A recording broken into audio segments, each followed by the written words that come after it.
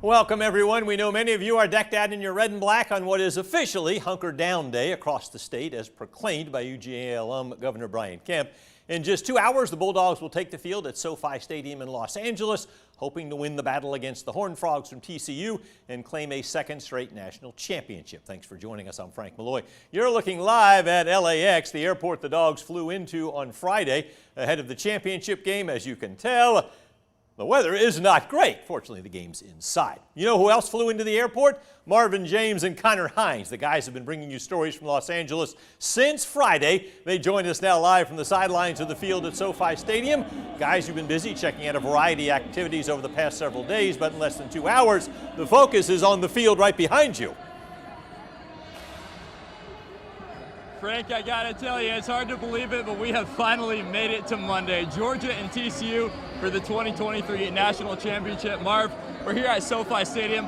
I gotta tell you, if Mercedes-Benz Stadium feels like the Death Star, this place feels like the Millennium Falcon. I mean, what a setting for this national championship. I mean, just beautiful lights, all the bells and whistles. This place just looks amazing, and I know it's going to be an exciting venue for the ball game tonight. Now, there were a lot of Dog super fans back home willing to make that trip to LA to watch the Dogs play tonight. And of course, if they made that trip from Central Georgia, they traveled around 2,000 miles just to see their beloved Dogs. And of course, we got to say hi to some familiar faces. One of the more popular events during the week of the Natty in any city that hosts it is the Fan Festival, giving thousands of fans the opportunity to be a part of the College Football Playoff National Championship experience. And that's where I ran into Ashley and Kyler Pike. You may remember this family from Kathleen. Now, Kyler was diagnosed with leukemia at 3.5 years old and spent 3 years on treatment. Since then, he's been 2 years off treatment. And how does he celebrate? Well, hanging out in California, watching his favorite football team, the Georgia-Bulldogs. So for our family, we've been through a lot. So I would say the best way I could explain it is a great memory to make. So one of the things that we've done through Kyler's journey is really tried to cherish memories, and this is a memory that we'll cherish forever. And Kyler has a message for all Georgia fans when it's time to kick off against TCU. Good on. The Dogs, sick 'em, hoo, hoo, hoo, hoo. Also getting in on the Fan Zone experience was Warner Robins and Georgia graduate Danny Davis. He's celebrating his birthday in the new year the only way he knows how, doing it big with the Dogs. I am so excited to be here. I dropped everything when I found out we made the Natty and came out here to watch my Dogs play. We got to be loud. We got to be loud. We got to be proud, and we're going to take this back to back. And you know it, we can do it. The Dogs. Sick 'em. Now, like I talked about, the mileage, about 2,000 miles, but the cost, a little more than that when you factor in the flights, the hotels, the food, the ride shares, and of course, rental cars, and of course, the big ticket to tonight's game, about $3,000 per dog fan. That's some dedicated dogs. I think they are, Marv. Now, meanwhile, many of you may know I am a native of San Diego, California. It's about 2 hours away from where we are now, but at the end of the day, SoCal, it's all kind of the same. Earlier this week, I got to hit the beach and drop some local knowledge on how special this place is. Check it out. Well, folks, if you made it out here to the West Coast for this national championship, hope you brought your flip-flops, because yes, this is what Southern California feels like in the middle of winter, and I'm so excited to share my home state with you all back home in Central Georgia. All right, one thing we got to get out of the way right now, nobody here actually calls it Cali. Yeah, believe it or not, I guess just the rest of the country does. Anyways, moving right along, this place is so great for so many reasons, one of them being just the sheer proximity that so many different places, so many different landscapes are close by. You got the beach, the mountains, the forest. It's kind of like Georgia in that way. Just a 2-hour drive from SoFi Stadium, you've got some of the best skiing in the state at Bear Mountain, or Big Bear, as they like to call it around here. And then just over an hour from Big Bear, a totally different kind of experience in Joshua Tree National Park, one of the most unique national parks in America that gets its name from those funny looking trees that are scattered all around the park. Kind of look like something out of a Dr. Seuss book, right? And it'll only take you a couple hours to get right back here to the beach. Speaking of the beach, just what is this state without it? A lot of you might be familiar with surfing and the importance of that in this state, but what you may not know is just how many different surf spots there are up and down the coast of California. Hundreds of surf spots line the coast, ranging from the largest break in the state at Mavericks to a much more easygoing kind of ride at Pipes in Cardiff, where my family lives. And the size of the wave all has to do with what's underneath the water. Some have rocky reef and others have smooth sand. And then there's food. And in a place like LA, gosh, you can get just about anything you could ever want. Places like Chinatown and Grand Central Market might offer the most variety, but today we're settling one of the most heated debates of all time. We're going to In-N-Out. All right, what we got here, a double-double animal style. It's kind of the go-to thing to get at In-N-Out. What is animal style? Well, it's the special sauce plus some pickles and onions. Let's give it a try.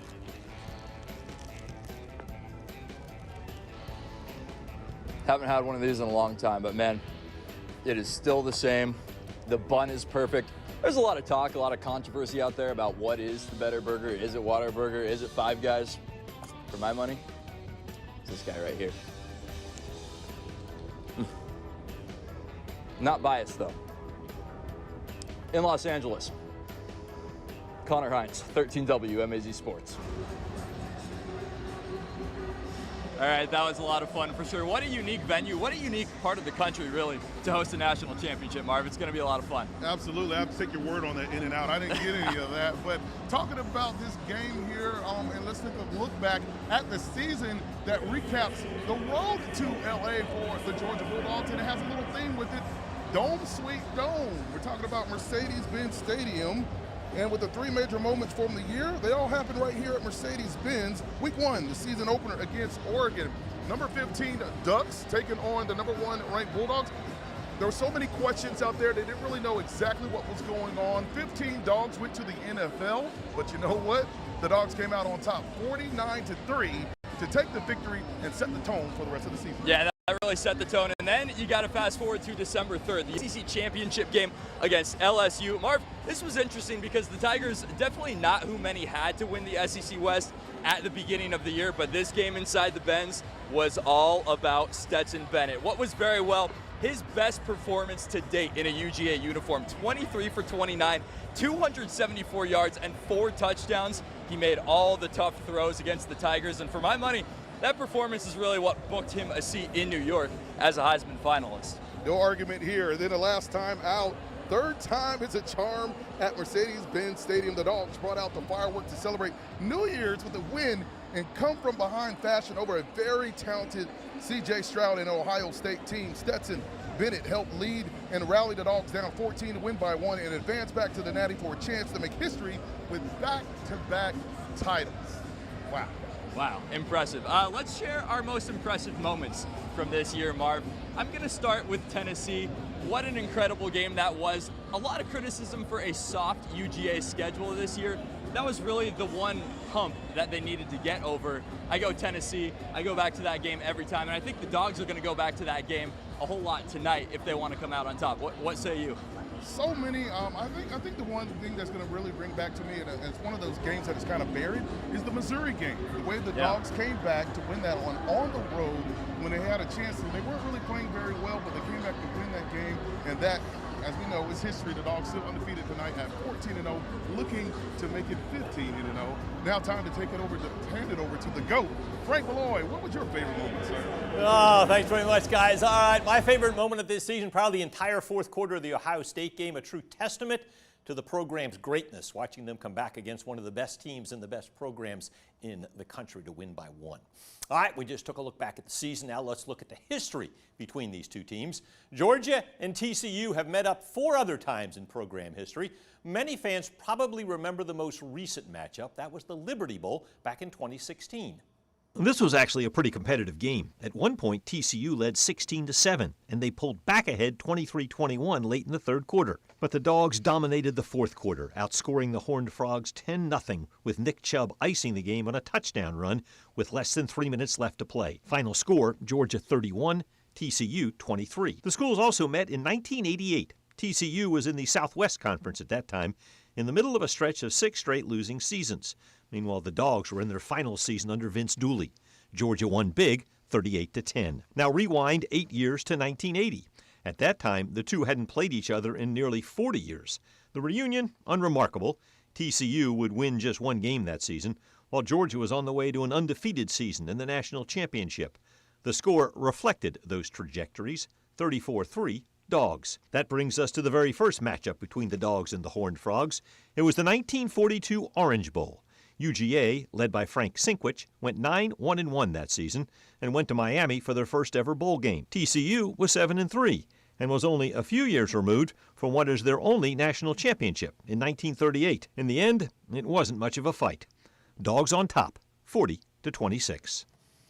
Notice these matchups have an important theme. UGA won every time. Tonight, Bulldog fans hope their tradition continues, but it won't come easy. Well, there are many different storylines at play tonight.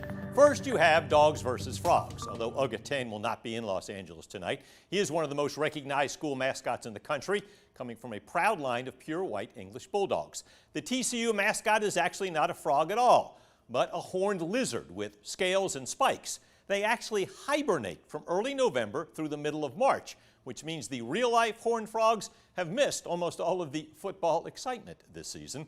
Next, the game matches 2 of the 4 Heisman Trophy finalists in Georgia quarterback Stetson Bennett and TCU QB Max Duggan. Neither took home the hardware, but both were deserving of an invite to New York, and both have played huge roles in getting their respective teams to tonight's championship game in Los Angeles. And both head coaches always destined to walk the sidelines. Kirby Smart's dad was a high school head coach at Bainbridge High School for 2 decades and his son's first coach. TCU's Sonny Dykes grew up watching his dad Spike move up the coaching ladder, eventually stopping at Texas Tech, where Spike Dykes guided the Red Raiders for 13 seasons. Next, we take a look at the home of the 2023 National Championship game, in which they will crown the 2022 national champion at SoFi Stadium. Plus, well, it's part of the entire experience. A game day tradition you won't find at SoFi, tailgating. Thoughts from fans and players about the absence of a college football staple. Hey y'all, what's up? Jake Fromm here. Dog from 2017 to 2019. Just wanted to wish the boys good luck on the national championship game. Let's go. Go Dogs.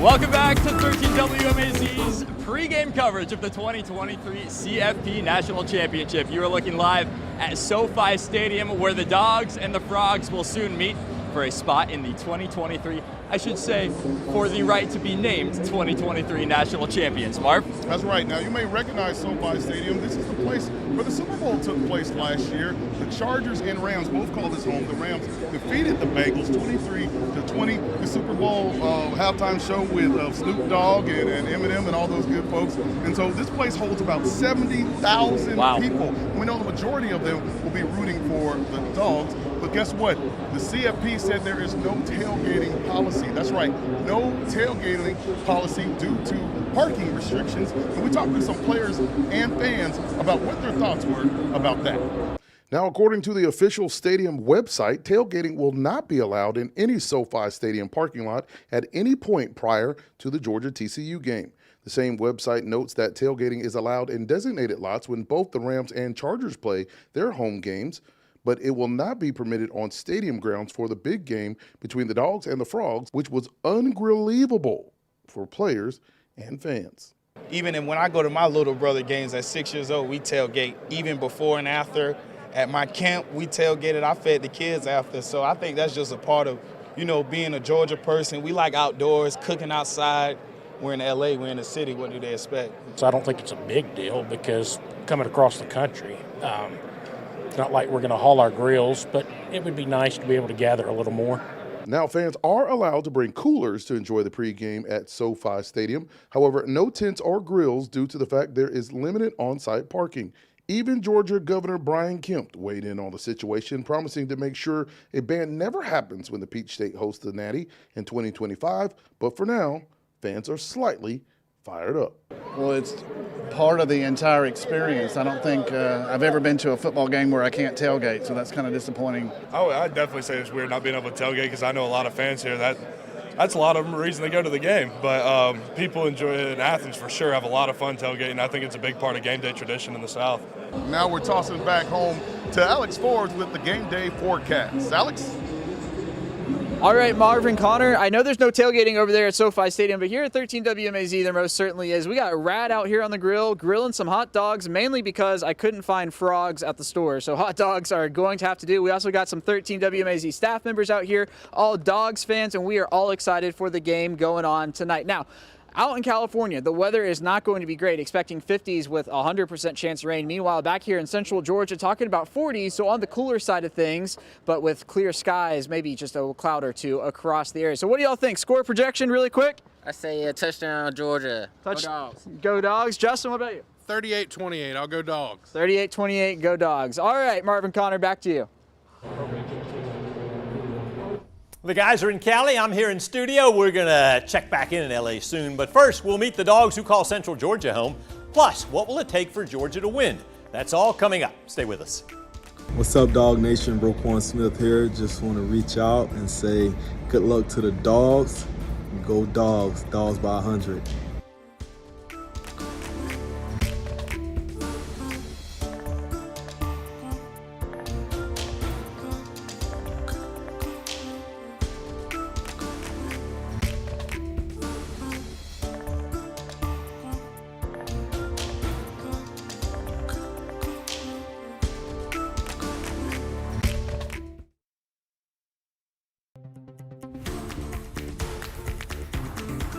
Welcome back. You will see some familiar faces on the field tonight. 4 of Georgia's players are from Central Georgia.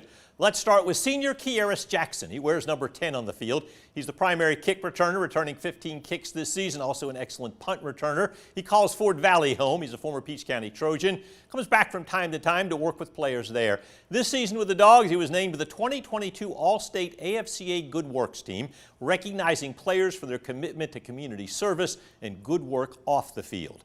Sophomore Javon Bullard hails from Baldwin County, lettered last year primarily on special teams, reserve duty on defense. Didn't stay there for long. He exploded on defense this year, 42 total stops, 5th best on the team, defensive MVP in the Chick-fil-A Peach Bowl. Look out for him on the field. He's wearing number 22. In the trenches, Bleckley County Royal Amarius Mims wearing number 65. Fresh off his first career start in the Peach Bowl semifinal. Didn't immediately step into that spotlight, though. He entered the transfer portal to explore other options after his freshman season, eventually came back to Athens. Now he's fighting for a second straight national championship with the finest in the land. And number 46, George Vining, in his senior year, hails from Tatnall Square Academy in Macon. So what will it take for the Dogs to win? 3 things. Let's break it down. 1, start fast. TCU jumped out on Michigan early, bolting to a 21-6 halftime lead. The Wolverines got close in the second half, but could never catch up. Georgia does not want to give TCU momentum early and then have to spend the night chasing the Horned Frogs. 2, big plays. The Bulldogs' fourth quarter comeback was sparked by a 76-yard pass from Stetson Bennett to Arian Smith. That took less than 15 seconds off the clock. The long scoring strike saved time for Georgia to drive down the field later in the quarter for the winning touchdown. And lastly, don't blink. Starting with last year's national championship game, every time Georgia has faced a critical moment in a game, they have responded, either with a huge play on offense or a key stop from the defense. The spotlight has never gotten too bright. They will need to respond in a similar fashion tonight. While TCU does not move the needle like Georgia does, keep in mind the Horned Frogs have lost just once this season, that in overtime. This is a confident and excellent TCU team, and Georgia must play at a very high level in order to raise the championship trophy for a second straight season. This is JT Wall, played fullback at University of Georgia early 2000s. You guys know the task at hand. Go finish the drill. Bring home a natty.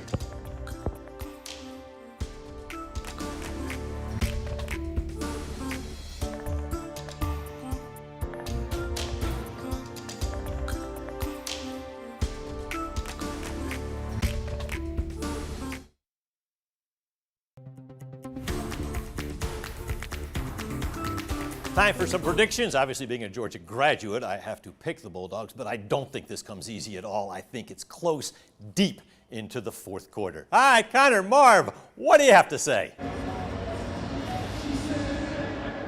Well, I'm going to go with you, Frank. I agree. It's going to be a very close game. I think on paper, Georgia should win this game. And on the field, I think they should win this game as well. They just are a much stronger team. And that's no slack to TCU. I just think that Georgia is a better team. Yeah, man, what a story this TCU team has been. But at the end of the day, quarterback Max Duggan is not CJ Stroud, who the Bulldogs faced just over a week ago in Atlanta. I think at the end of the day, Georgia wraps up a second straight national championship. I'm going to go 38-24, Dogs on top. All right, that's our UGA to LA special. If you missed any of this last 30 minutes, you can go catch it all on the 13 WMAZ mobile app. Live in Los Angeles at SoFi Stadium, I'm Connor Hines. And I'm Marvin James. We'll see you later on.